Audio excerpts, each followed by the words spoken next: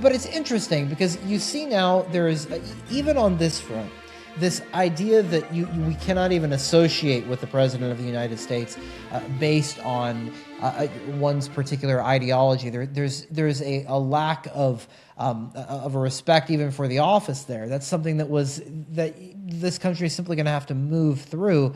But maybe you could tell us a little bit more, Brian, about how is, whether we want to call it the woke ideology or something else, how is that impacting how people are seeing their country, and what do the games tell us about that? Yeah, I think you're right. And the root of it is a lack of understanding the virtue of patriotism, right? And patriotism is the love of your fatherland, your patria, right?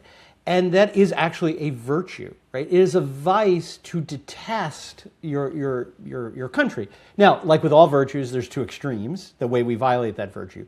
The one extreme that Americanism falls into, neocons fall into, is my country right or wrong, right?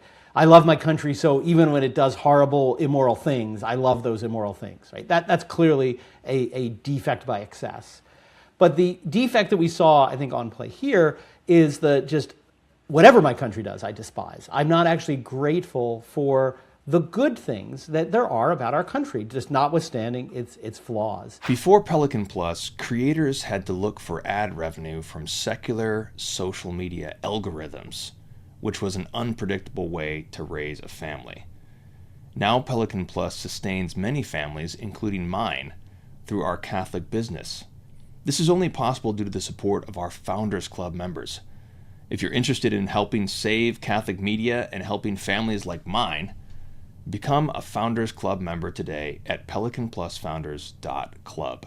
And I think that's really what we saw. What we'd see, for example, by the women's team just saying, I'm not even coming to the State of the Union because I don't like, it's just a horrible fascist country or whatever, essentially. And I think what happened, the Olympics, and there's a lot of controversy in the origin of the modern Olympics and what they were for, but the good aspect of them was to say, look, the world should be able to come together in a cultural way and let every country celebrate their country, have the best of their athletes come and be proud to represent their country. Why is it that when a particular person wins an event, the national anthem of their country is played? Is to show that this is to foster a healthy patriotism. So you don't despise the other countries, but you love your own, and you're excited when your hockey team wins a hockey match.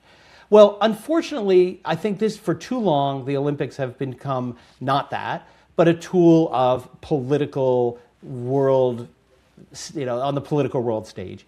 And again, people can date when this happened, debated some people, but I really think it started in 1980 under Jimmy Carter, when the United States, instead of just saying, look, this is something that transcends politics, it's a very Catholic idea. We might be having a war, but we're going to take a truce from the war and go over here and play a soccer match like they did in World War I, the very first Christmas. What did Jimmy Carter do?